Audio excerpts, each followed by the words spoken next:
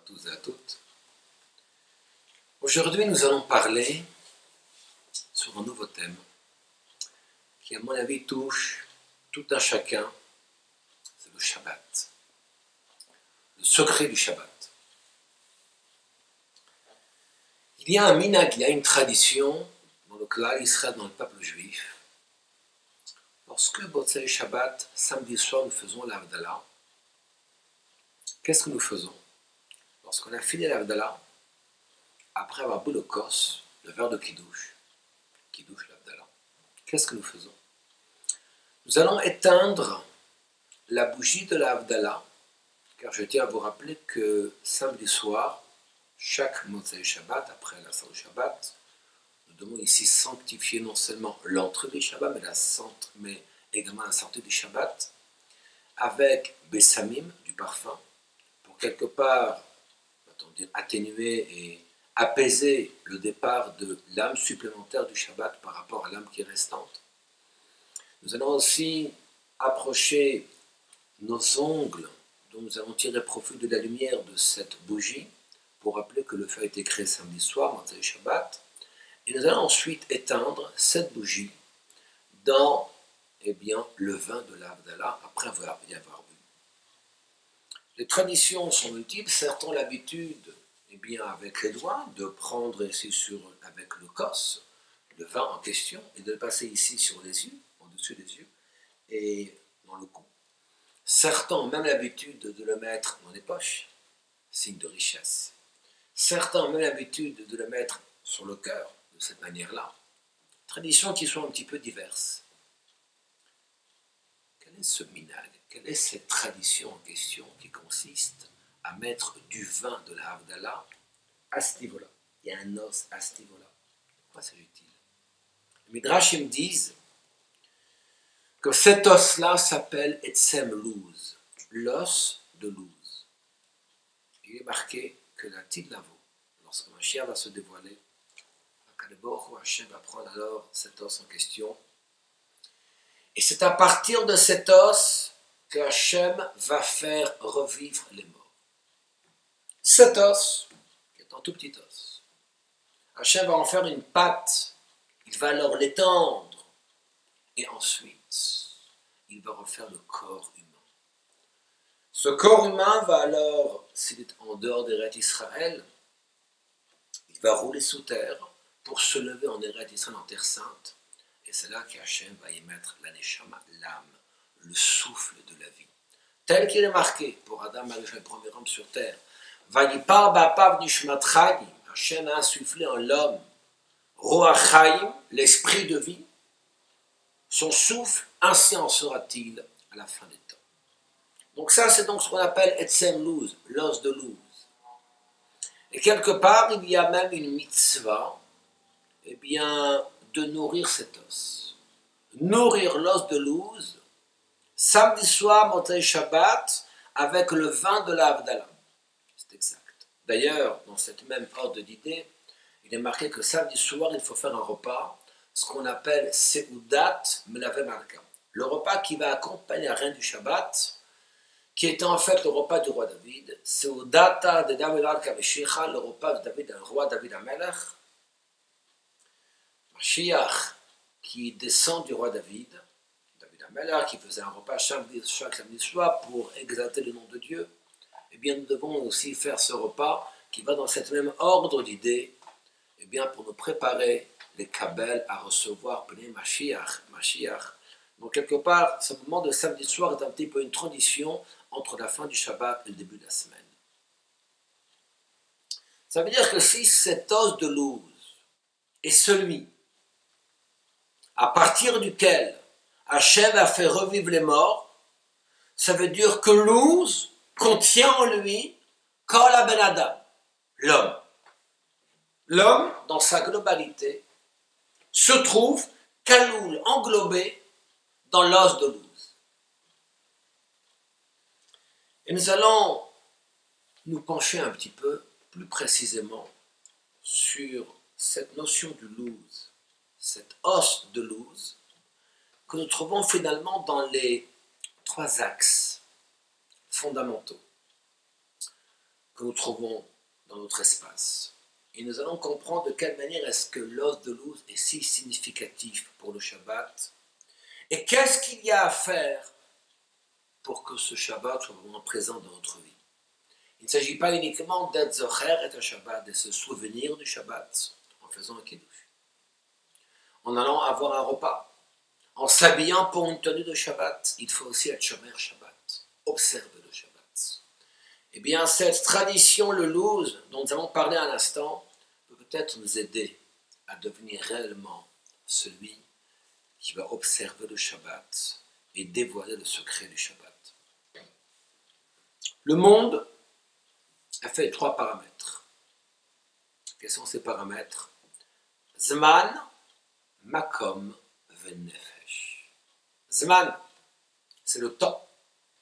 Makom, l'endroit. Nefesh, l'âme. Lorsque nous parlons de Zman, le moment le plus important, le plus saint de l'année, quel est ce jour-là? C'est le jour du Yom Kippour, le jour du grand pardon. Mit'atfim levanim, velofshim levanim. On s'habille de blanc.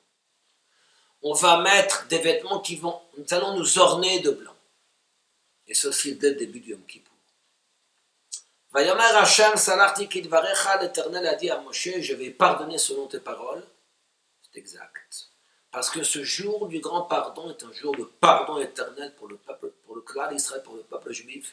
Et ceci depuis que nous avons reçu la Torah. Lorsque Moshe Rabbeinu va alors monter pour la 3e fois sur le mont Sinaï, le 10 Tishri de l'année 2449, il va dire, ce jour-là sera un jour de Mechila Olamit, de pardon éternel pour le peuple juif.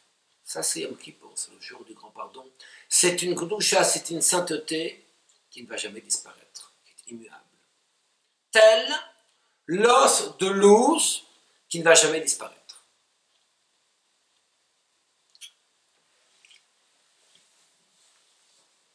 Le Rav Mengel,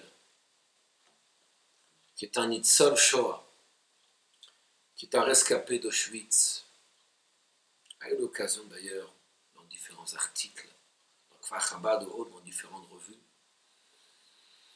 son rôle était d'être dans les chambres à gaz, four crématoire, et d'aller récupérer les cendres de tous les Kedosh, de tous les Bnei Israël, tous les enfants d'Israël, qui sont morts pour la sanctification du nom de Dieu. Il raconte qu'il y avait dans ces cendres, qu'est-ce qu'il y avait? Il a trouvé ici des points blancs, des dizaines de points blancs. De quoi s'agit-il? Tout petits points. Il s'agit de l'os de Luz. Cet os en question qui est indestructible. Tu ne peux pas brûler cet os. Tu ne peux pas briser cet os. Impossible. Il a quelque chose de particulier. De la même manière que l'os de Luz est indestructible, ainsi la sainteté du 10 Tishri est aussi immuable. Mais il n'y a pas que cela. Il y a ce qu'on appelle Makom, l'endroit. L'endroit le plus saint au monde. Quel est-il? Beth Amikdash. Le temple. Yerushalayim, Jérusalem. Romemu Hashem Elokeinu, v'yishtachavu la'arkodsho, ki kadosh Hashem Elokeinu. Ce verset est écrit dans Tehillim, que nous récitons tous les jours dans la Tfila. David Amel, le roi David, qui a instauré le texte de Hodou pour le retour de l'Arche Sainte près du clan d'Israël, près du peuple juif, après avoir été pris en captivité par les Plishtim, les Philistins. Et ce verset sera instauré une fois que le temple sera détruit. Il n'y a plus d'Arche Sainte, comme à l'époque du premier temple. Il n'y a plus de Beth Amikdash. À l'époque du second temple, il n'y avait plus l'Arche Sainte. Actuellement, il n'y a pas de Beth Amikdash. Et pourtant, nous récitons ce verset. Car nous nous rappelons, Har Kodsho, cette montagne qui est sainte. La montagne qui est sainte, ça c'est le Beth Amikdash. L'endroit où tout le clan d'Israël allait 3 fois par an, aller à la Régel, afin d'exalter le nom de Dieu, où il y avait ici sacrifié pendant 830 ans, 410 ans le premier temple, 420 ans le second temple. Nous avons apporté Tmidim Kesidran, les sacrifices. Et à Keves Echad Taase Vaboker, Vet Hakeves Hasheni Taase Ben Arbaïm. On a apporté un sacrifice ce matin, un sacrifice après-midi. Actuellement, qu'il n'y a pas le Beth Amikdash. L'endroit du Beth Amikdash, la sainteté n'a pas bougé. Ça s'appelle également l'Ouz. D'ailleurs, la Torah le dit dans Parashat Vayetse, chapitre Chafret, au chapitre 28, au verset Yutet, Vayikra et Shem Hamakom Ha'u Bet El, Ve'ulam Luz, Shem Ha'ir la Rishona. Yaakov Avinu, Yaakov, se lève de bon matin, Vayikach, il a pris une pierre, il a versé de l'huile, il a fait ici une matzeva, un monument pour Dieu. La Torah nous dit qu'il a appelé cet endroit la maison de Dieu, toutefois Luz. Yerushalayim portait un nom, Luz. Pourquoi? Parce que la Gdusha, la sainteté qui sera dans cet endroit-là, sera à l'instar, à l'exemple de l'os de Luz, et sera aussi à l'exemple de la sainteté du jour qui est le plus saint de l'année, dont le pardon est éternel, le jour du Yom Kippour. Il y a ce qu'on appelle le Luz dans le temps, il y a ce qu'on appelle le Luz dans l'espace. Quel est le Luz Bal Nefesh? Dans l'âme, il y a aussi un Luz, il y a aussi un os de Luz, il y a aussi une Gdusha qui est particulière, qui est immuable. Quelle est-elle? La sainteté du Shabbat. À la place de considérer ce Shabbat comme étant un jour morbide, je ne travaille pas, je n'utilise pas mon portable, je ne peux pas écrire et faire toutes sortes de travaux, etc., etc. Que dois-je faire? Oui, venir à la choule, prier, prier encore, prier le matin, prier l'après-midi, prier la veille, etc. Mais comment ai-je le temps de pouvoir savourer ma journée? Emploi du temps qui est différent, je ne peux pas m'amuser, etc., etc. Il y a 39 travaux interdits, donc finalement j'ai une journée qui est morte. C'est entièrement faux. Il faut être capable de se délecter et de comprendre que lorsque le Shabbat rentre, Nichnesa bekol Yehudi, dont chaque juif pénètre Neshama Yetera, une âme supplémentaire.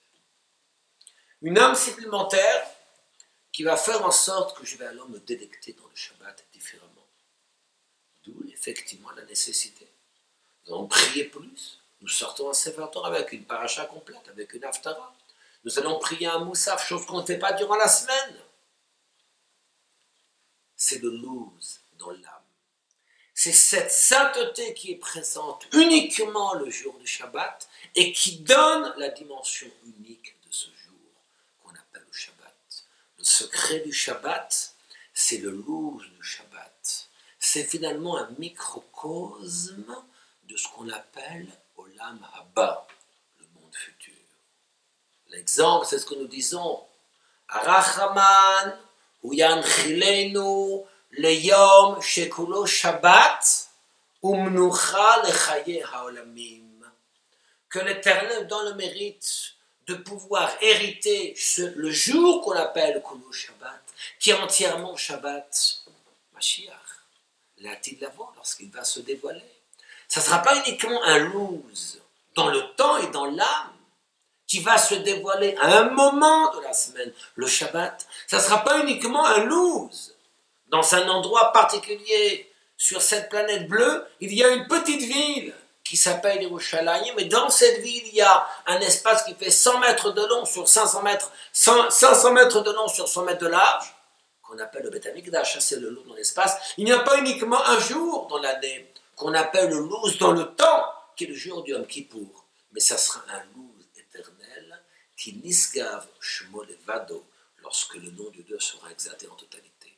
Je vous invite à ce titre-là à pénétrer en nous de cette Gdusha, de cette sainteté, de ce Luz éternel, qui est donc la sainteté du Shabbat.